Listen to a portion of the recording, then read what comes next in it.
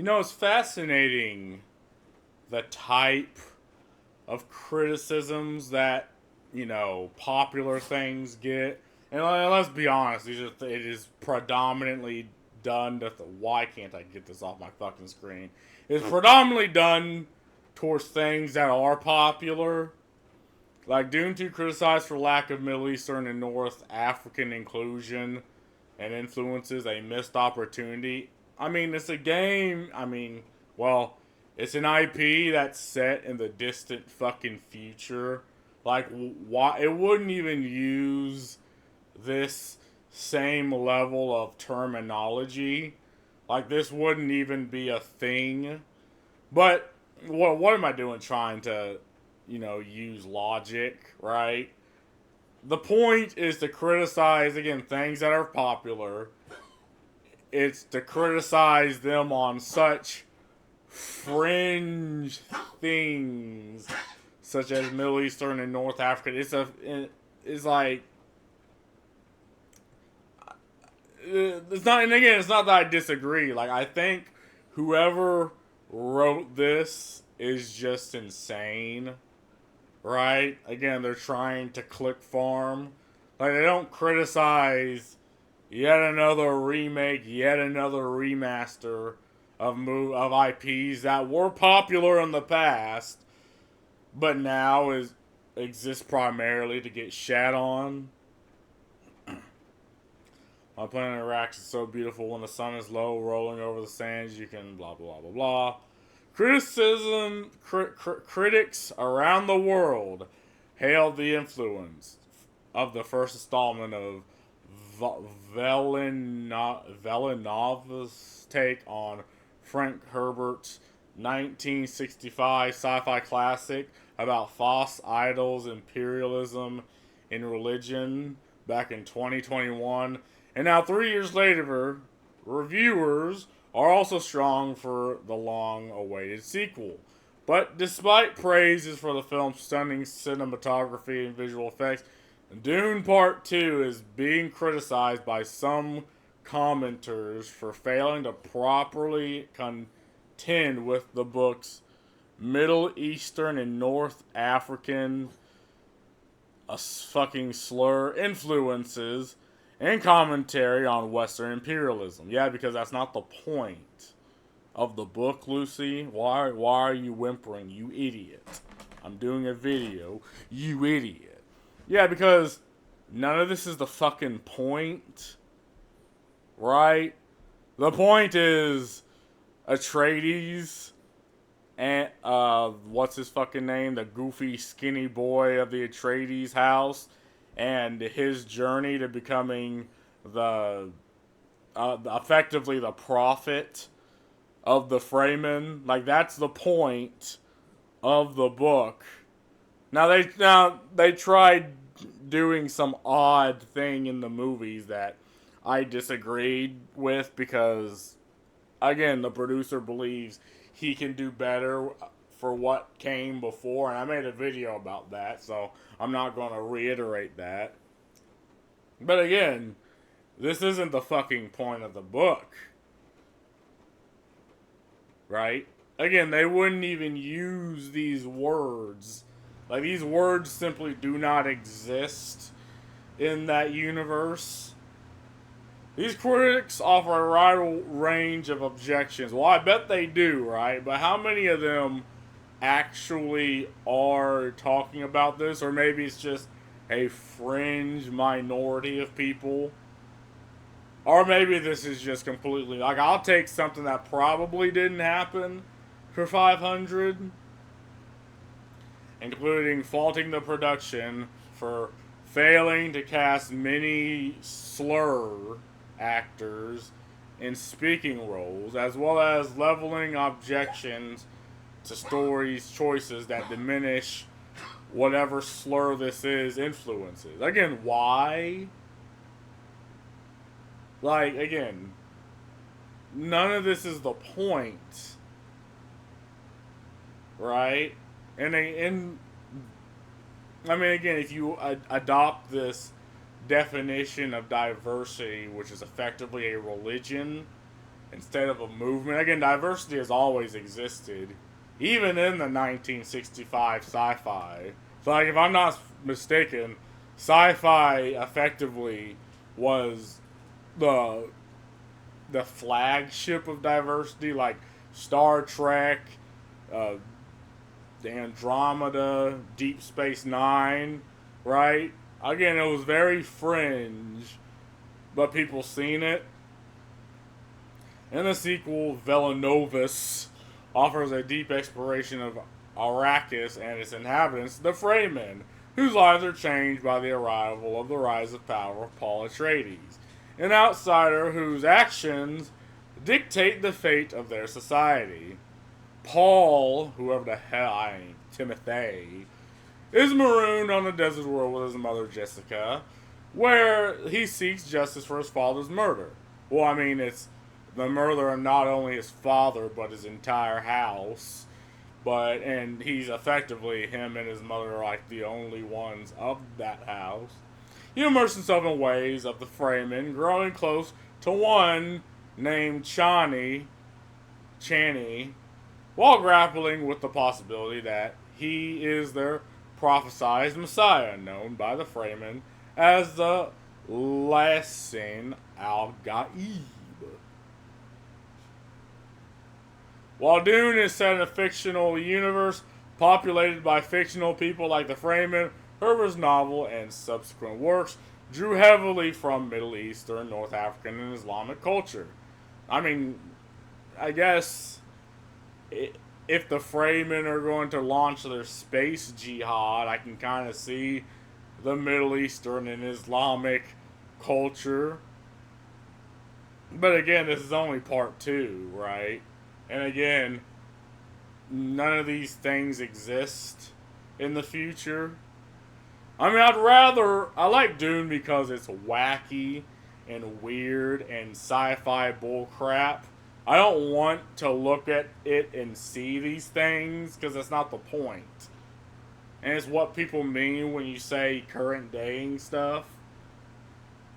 Key creative inspirations include historical figures T.T.E. Lawrence and his 1962 Oscar-winning BIPOC Lawrence of Arabia, and Lisa Blanche's 1960s novel The Saber of Paradise, which details Muslim resistance to the Russian conquest of the Caucasus. Herbert also based the Fremen on their conflict with the outside forces on historical events from the Slur region, and Stark might, and the starkest might be the Algerian War of Independence, in which Algerians won their independence from France as the first Dune novel was released. Just 3 years after it ended, Herbert's son Brian acknowledged the Algerians as well as Bedouins of the Arabian Peninsula, separated from civilization by vast, scathed stretches of the desert, or amongst Western Slur people who inspired Herbert's framing. I mean, sci-fi has always taken inspiration from real world, but how hard do you believe they need to go to satiate? I ain't even gonna say this goofy ass acronym. Whatever academic slur they want to use for people who they've never grew up around. Like, how much should be represented, and at one point, is it not current daying people? And again, it's a movie, right? And Hollywood does this thing where they believe they treat you like you're 5. So again, I feel like if they would have delved into this, people would be mad. Because again, it's a damned if you do, damned if you don't situation. It's why you don't see many movies based in like African folklore or like Islamic folklore, right? It's why none of these movies are even in like South American folk, like, because if you to do this right, people will get mad and they'll be like, oh, well, you'll be accused as racist unless you hire me, the consultant, to just stand there and do nothing, don't add anything. I'm just there to point things out.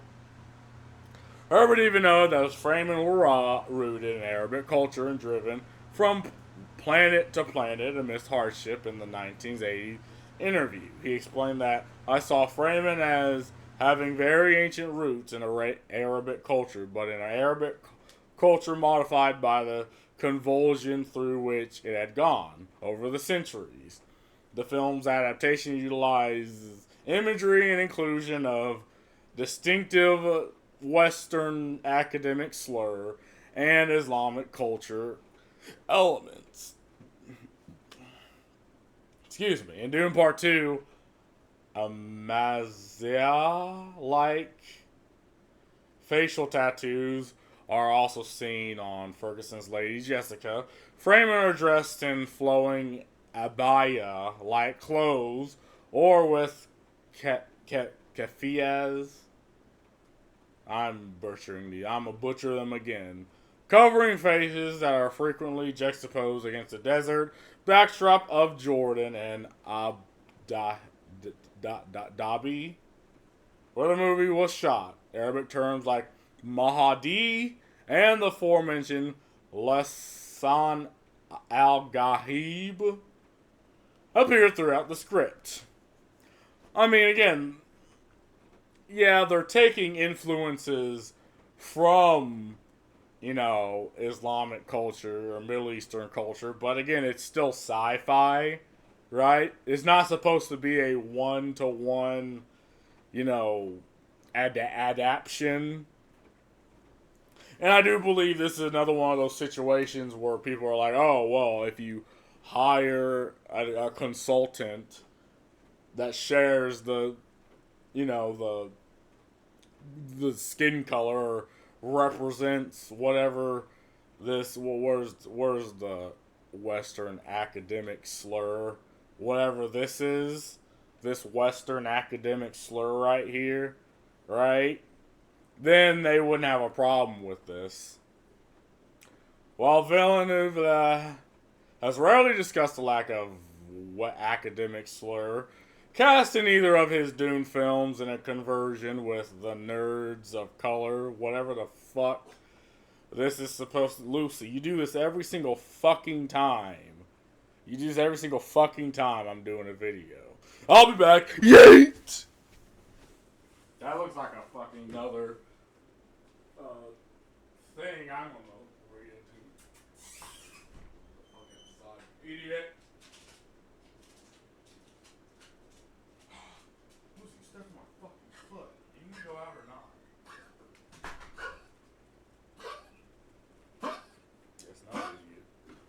Is Dune truly a white savior story?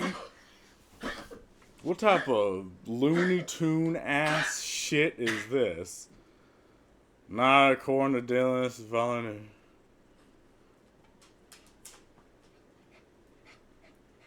I mean, this just looks like some goofy bullshit. Recently, members of the press, including the nerds of color, were given the privilege of speaking directly to the visionary director behind Dune. During the conversation, Villeneuve was asked about Dune being an example of white savior trope. What the fuck? You asked a director that this goofy ass question?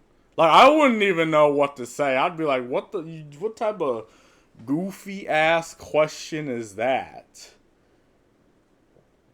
I mean, the way I seen it, it was, again, people from two completely different cultures who brought together, to fight against a single enemy. I mean, this has been done before. But see, they look at the skin color and they're like, white savior trope. Like, what the fuck are you even on about? Among many other questions, and he wanted to make it specifically clear that while many have taken the surface level concept of the story and expressed condemnation for it based on that, interpreting the story such as such, would actually be missing the true point of it. On God, it would.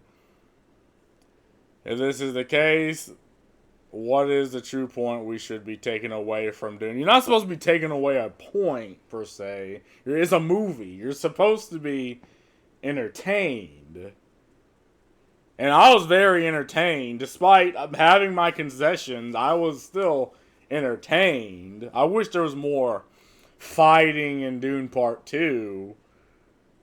But I think they kind of split that up. What the fuck? They kind of split that up fine. How would Villeneuve hope to ever convey the anti-white savior intrepidations in his adaptation of the seminal science fiction novel? Furthermore, how could one ever even hope to adapt a novel with such a large scope, complex theme, and niche fan base into something mainstream moviegoers could digest and understand with the same enthusiasm as hardcore lifelong Dune addicts? I mean, does it need to be adapted to these things? Like, why can't it remain niche? Right? Like, how you adapt it to, again, the moviegoers is good effects, explosions and shit. I don't know. Here's what Villeneuve has to say about the answer to the above question and about bringing the film to life. Can you talk about the adaptation process, getting into the details, the story, knowing you are going to make multiple movies, but also that deviations you made from the source material and characters you didn't include? From the start, I knew I had a specific focus. I had to focus on specific elements. When you adapt, you transform. No, not particularly. But, I mean, you can. The idea was to be as close to the spirit as the book as possible. To be as close to the... Sorry, Lucy. What the fuck is that? Close to the poetry. I am a massive fan of the Dune book. It stayed with me for 35 years. The goal was to make a movie that will please the hardcore fans. People that know Dune by heart, and also my mother that never read Dune. So to find equilibrium was not easy.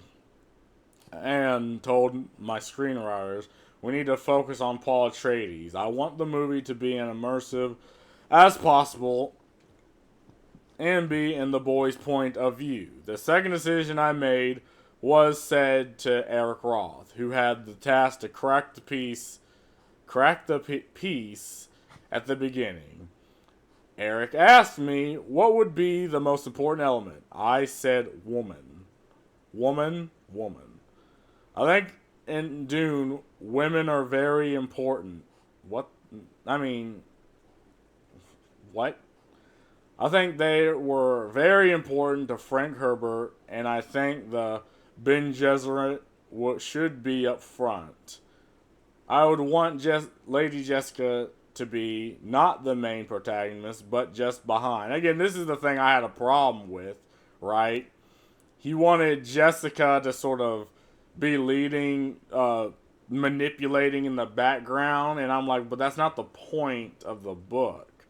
The book is Paul Atreides proving himself, not him doing things, but Jessica in the background.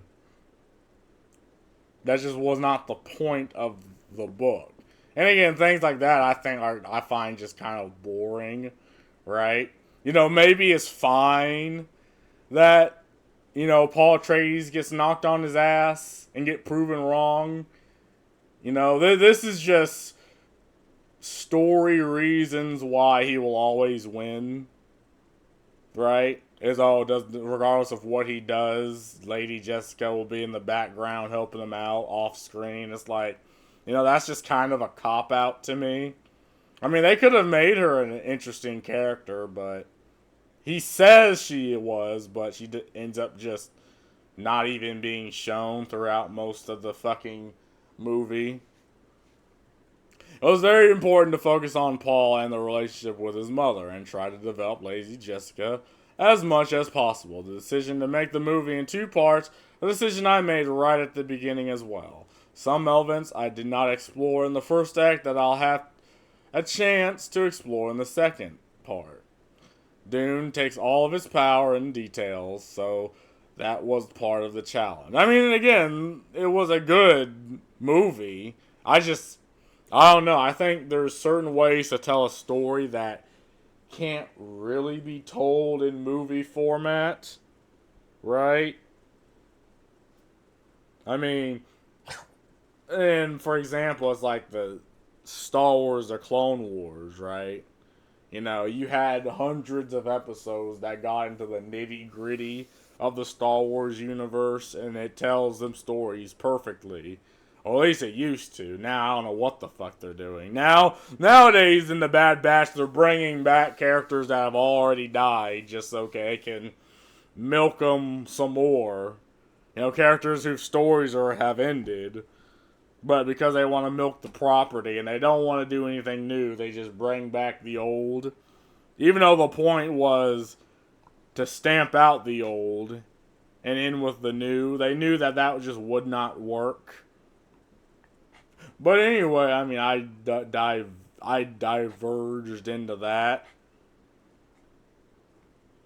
But anyway, I mean, it was a good movie overall. I just find it odd that they criticize something that is popular, even to absolute normies, but they argue from this very niche, like, corridor that most people are like, well, what the fuck do you mean? I mean, you can see these things in the movie, but again, it's sci-fi, it's futuristic, it's goofy, Looney Tune ass future shit. And you can just leave it at that. But anyway, that's all I gotta say about this. Peace.